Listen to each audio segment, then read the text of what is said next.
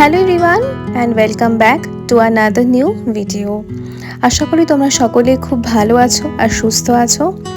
আজকের ব্লগের শুরুটা করছি একটা বৃষ্টি ভেজা সকাল দিয়ে। আজকে এই বৃষ্টি ভেজা সকালে ভাবলাম ভিডিওটা তোমাদের সাথে শেয়ার করি, আর সাথে আজকের দিনটা আরও একটু স্পেশাল। তার কারণ গতকাল গেছে হলো জামাই ষষ্ঠী। জামাই ষষ্ঠীর সমস্ত রিচুয়ালসই কালকে হয়ে গেছে। কাল অনেক রাতেই আমরা দমদমে এসে পৌঁছেছি, তাই জন্য খুব বেশি ভিডিও করতে পারিনি। ভাবলাম যে আজকে সকাল থেকেই ভিডিওটা শেয়ার করি তোমাদের সাথে। আর অবশ্যই আজকে রয়েছে জামাই ষষ্ঠী স্পেশাল খাওয়া দাওয়া, তো সেটাও তোমাদের সাথে শেয়ার করব। তো ভিডিওটার সাথে কিন্তু অবশ্যই থেকো। আর এমন একটা বৃষ্টির দিনে কোথায় যাচ্ছি সেইটাই তো তোমাদের সাথে শেয়ার করা হয়নি। যাচ্ছি হলো বাগবাজারে গঙ্গার ঘাটে। চলো তোমাদেরকেও সাথে করে নিয়ে যাই।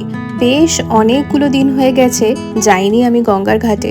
আমার এই বৃষ্টির সময়টা একদম জলে ফুলে ফেপে ওঠে গঙ্গা নদী, আর সাথে ঠান্ডা সুন্দর হাওয়া।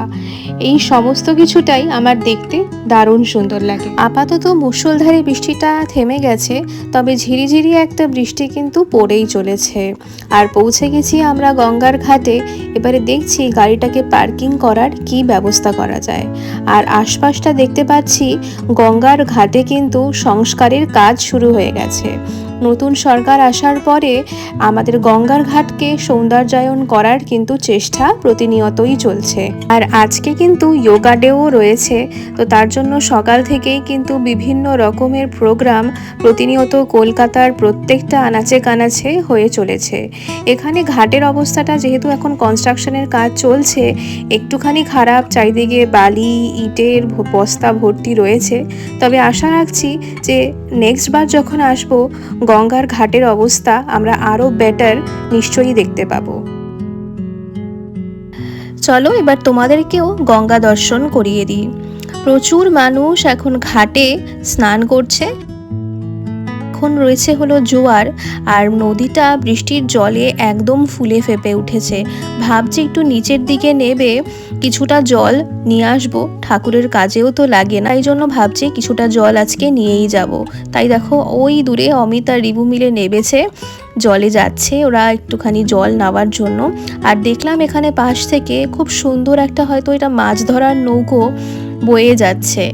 এটাও দেখতে কিন্তু বেশ ভালো লাগছে। এই গঙ্গার পাড়ে বসে শান্ত স্নিগ্ধ হাওয়ার মজা নিতে নিতে এই সময়টা কিভাবে যে কেটে গেল বুঝতেই পারলাম না। মনে হচ্ছিল আরও কিছুটা সময় থাকি, তবে এখানে কনস্ট্রাকশনের কাজও চলছে আর জোয়ারের জলও আস্তে আস্তে বাড়ছিল, তাই বেশিক্ষণ সময় আমরা আর কাটাতে পারলাম না। এরপরে রওনা দিলাম বাড়ির উদ্দেশ্যে।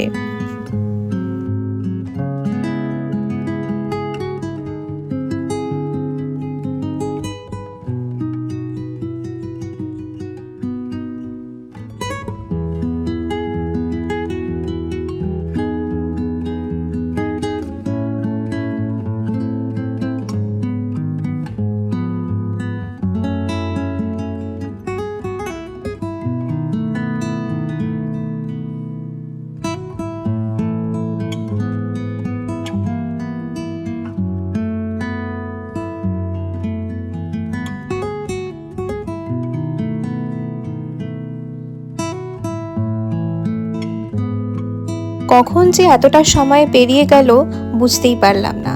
রওনা দিয়ে দিলাম বাড়ির উদ্দেশ্যে। তবে ভাবছি বাড়ি যাওয়ার আগে একবার বাড়ির খুব কাছেই ওপেন হয়েছে একটা জুডিও, ওখান থেকেও একবার ঘুরে যাব। জুডিওতে চলে আসার পরে দেখে নিলাম আমাদের লেডিস সেকশনটা। আমার কয়েকটা জিন্স একটুখানি নেওয়ার ছিল, তবে জিন্সের কোয়ালিটি এবং সাইজেস আমার খুব একটা বেশি ভালো লাগলো না, তাই জন্য চলে এসেছি মেন সেকশনে। মেন সেকশনটা তুলনামূলক ভালো রয়েছে, অমিত টুকটাক দেখে নেবে। বাড়ি ফিরেই চটপট স্নানটা সেরে চলে এসেছি লাঞ্চ করতে। লাঞ্চে আজকে কিন্তু মা বেশ ভালো রকম ভুরি ভোজেরই আয়োজন করেছে। আমি জানি না অমিত কতটা খেতে পারবে, তবে বানিয়েছে অনেক কিছুই। চলো একে একে তোমাদের সাথেও শেয়ার করে দিই যে আজকে লাঞ্চের মেনুতে কি কি রয়েছে।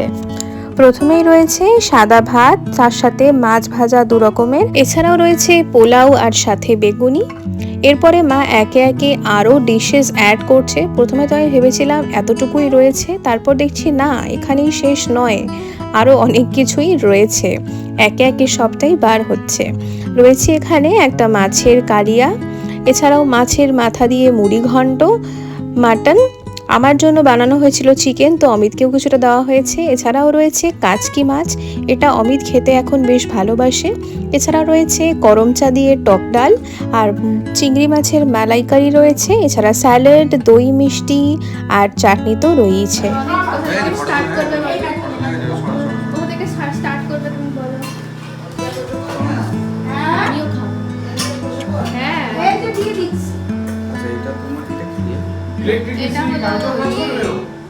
অমিতের কথা তোমরা আশা করি শুনতেই পেলে, বলছে হাফ খাবার দাবার তুলে নাও, এত খাওয়া যাবে না, অবশ্যই না। এখানে সবাইকেই মোটামুটি আমি অল্প অল্প করে নিয়ে নেব। আর আমার জন্য এখানে মাটনের বদলে চিকেন রয়েছে, তো সেটা আমি চিকেনটা নিয়ে নেব। আর চিকেন তো খাবে না বললো, আর আমিও আমার প্লেট নিয়ে বসে পড়েছি। আমি এখানে নিয়েছি শুধুমাত্র পোলাও, বেগুনি, চিকেন, ব্যাস, আর একটা মালাইকারি আমি নিয়ে নেব। যেহেতু এতটা কষ্ট করে বানানো হয়েছে, তাই জন্য অমিত অল্প অল্প করে সমস্তই টেস্ট করেছে। এতটা তো আর খাওয়া সম্ভব নয়, তাই জন্য নেয়ও নি অতটা, ব্যাস এইটুখানি। আর দুপুরের লাঞ্চ সেরে এখন একটু রেস্ট নিয়ে এবারে চলো তোমাদেরকে আরও একটা সুন্দর জায়গা থেকে ঘুরিয়ে আনবো। চলে এসেছি মায়ের ছাদ বাগানে। আর মা প্রথমেই এসে আমাদের যেটা দেখাচ্ছে সেটা হলো সুন্দর হয়ে থাকা কয়েকটা লেবু। এটা কি লেবু বলে ঠিক আমি জানি না, এটাকে হয়তো কোনোভাবে এটাকে কাগজি লেবু বলা হয়, এক্স্যাক্ট আমি জানি না, বাট এটা ঠিক গন্ধ লেবু নয়, আবার পাতি লেবুও নয়।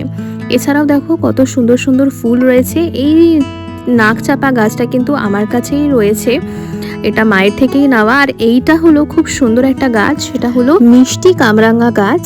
এই ফলটা এতটাই সুন্দর খেতে, ভেবেছি আমিও আমার ছাদ বাগানে একটা এই গাছটা লাগাবো।